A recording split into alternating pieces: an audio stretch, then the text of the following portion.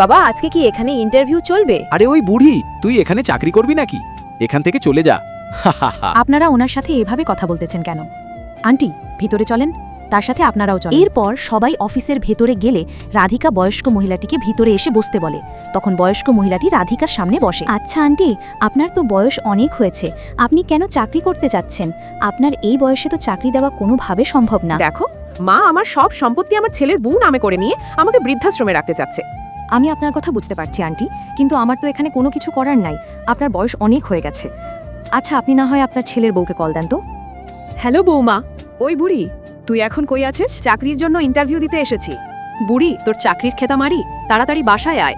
দেখলে মা, আমার ছেলের বউ আমার সাথে কিরকম ব্যবহারটা করলো। তখন বয়স্ক মহিলাটির কথা শুনে রাধিকা তার ছেলে বউয়ের সাথে যা করলো তা দেখলে তোমরা সকলে অবাক হয়ে যাবে।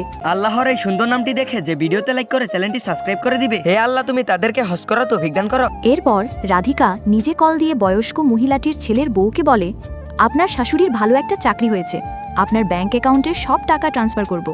এটা শুনে বয়স্ক মহিলাটির ছেলের বউ অনেক খুশি হয়ে যায়।